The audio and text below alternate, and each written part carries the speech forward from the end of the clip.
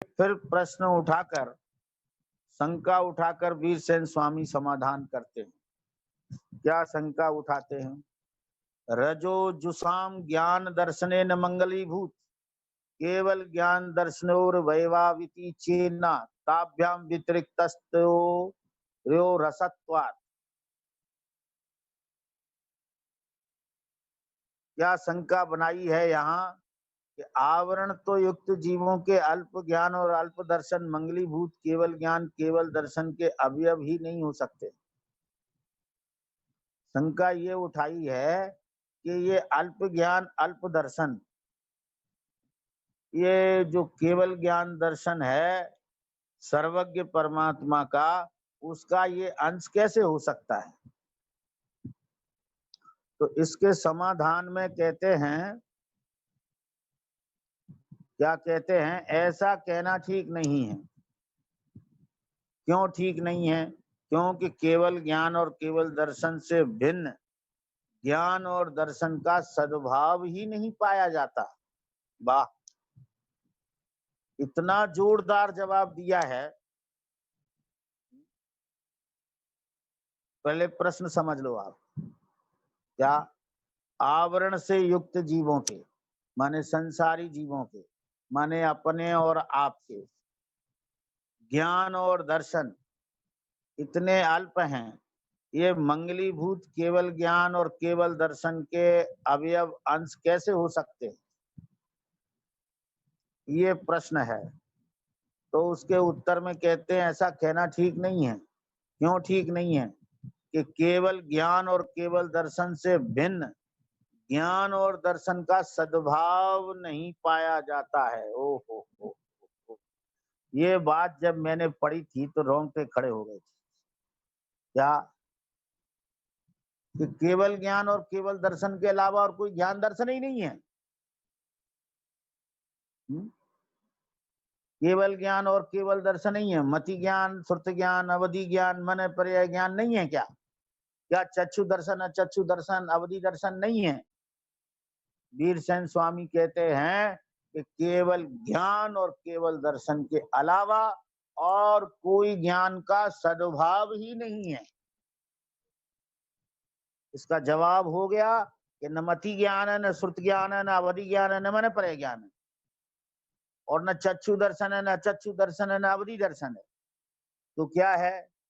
ज्ञान केवल ज्ञान है और दर्शन केवल दर्शन है।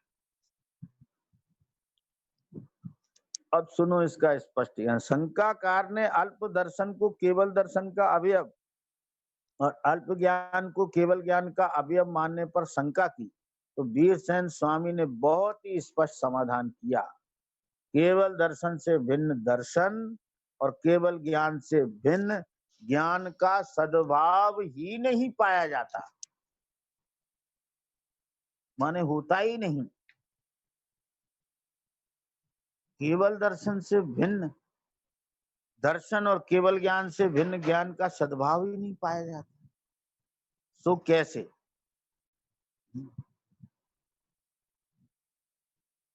कि जो आगे आएगा, जो मति ज्ञान आदि हैं कहे है ना, वो इस केवल ज्ञान की अवस्था के विशेष हैं। ख्याल में आया ना? जो चक्षु दर्शन आदि हैं वे केवल दर्शन की अवस्था के विशेष हैं। ज्ञान तो केवल ज्ञान है और दर्शन केवल दर्शन है। ये चर्चा तो आगे आएगी। अभी आपको इशारे में बता दी है कि आपको ये विकल्प न खटकता रहे कि वो मति ज्ञान, श्रुति ज्ञान, अवधि ज्ञान, मन पर्याय ज्ञान कहाँ चले गए, उनको कैसे नहीं माने हैं। तो वो कहते हैं कि उस ज्ञान की केवल ज्ञान की अवस्था के विशेष हैं, सामान्य पने केवल ज्ञान। इसी प्रकार केवल दर्शन ही है। अब वो कैसे है, इसको एक हम आगम का आधार देकर बताते हैं, आप समझने की कोशिश करना। क्या? कैसे? जैसे स्वरूपाचरण चारित्र से भिन्न कोई चारित्र नहीं पाया जाता। क्या ख्याल? अब इस पे भी सवाल उठ सकते हैं। कुछ लोग तो स्वरूपाचरण मानते ही नहीं। कुछ लोग मानते हैं स्वरूपाचरण जो है वो सकल चारित्र के बाद होता है। क्या ख्याल? लेकिन हम यहाँ जो आधार प्रस्तुत कर रहे हैं वो प्रवचन सार की गाथा 7 की टीका में आया है। क्या आया है? स्वरूपे चरणम चारित्रम, अर्थात स्वरूप में चरण करना सुचारित्र है। बस चारित्र किसे कहते हैं? 5 महाव्रत 3 समति 4 और 5 महाव्रत 5 समति 3 गुप्ती, ये चारित्र नहीं है। इसको व्यवहार से चारित्र कहते हैं। 5 अणुव्रत 3 गुणव्रत 4 शिक्षा व्रत, ये चारित्र नहीं है। इसको व्यवहार से चारित्र कहते हैं। तो चारित्र क्या है? कि स्वरूपे चरणम चारित्रम, जो स्वरूप में चरण है, जो स्वरूप में स्थिरता है, उसका नाम चारित्र है। अब वो चारित्र जो है सम्यक्त्वाचरण, देश चारित्र, सकल चारित्र और यथाख्या चारित्र के भेद से 4 प्रकार का है। क्या समझ में? तो चारित्र क्या है? कि स्वरूपे चरणम चारित्रम, चारित्र तो स्वरूपाचरण है और कोई चारित्र नहीं है। आप कहेंगे देश चारित्र नहीं है, कि सकल चारित्र नहीं है, कि यथाख्या चारित्र नहीं है, ये सब उसी के भेद हैं। क्या समझ में आया? जो सम्यक्त्वाचरण है वो तो आंशिक स्वरूपाचरण है, और जो देश चारित्र है वो एक देश स्वरूपाचरण है, और जो सकल चारित्र है वो सकल स्वरूपाचरण है, और जो यथाख्या चारित्र है पूरा स्वरूपाचरण है।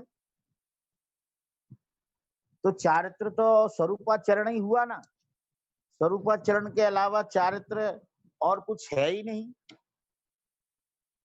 इन 4 भेद हैं, ये तो क्वांटिटी भेद हैं। समझ में आया ना? चारित्र की क्वालिटी तो स्वरूपाचरण है, और आंशिक एक देश सर्वदेश और यथाख्यात ये उस चारित्र के क्वांटिटी भेद हैं। बात समझ में आ रही है राजेश जी? आ रही है पंडित जी? हाँ, ये क्वांटिटी भेद हैं। हाँ, क्वालिटी चारित्र की एक है स्वरूपाचरण, ऐसे ज्ञान एक है केवल ज्ञान, उसकी ज्ञेय अपेक्षा क्वांटिटी का भेद है मति ज्ञान, श्रुति ज्ञान, अवधि ज्ञान, मन पर्याय ज्ञान और केवल ज्ञान या सर्वज्ञता। क्या समझ में? ये ज्ञेय अपेक्षा उसकी क्वांटिटी भेद है, क्वालिटी एक है, केवल ज्ञान ज्ञान ज्ञान ज्ञान ज्ञान। इसलिए वीरसेन स्वामी कहते हैं केवल ज्ञान के अलावा और कोई ज्ञान नहीं, और केवल दर्शन के अलावा और कोई दर्शन नहीं, स्वरूपाचरण के अलावा और कोई चारित्र नहीं।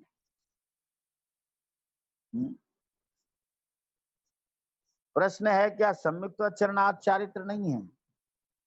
है ना? लेकिन वे हैं क्या? एक स्वरूपाचरण के ही अवयव हैं।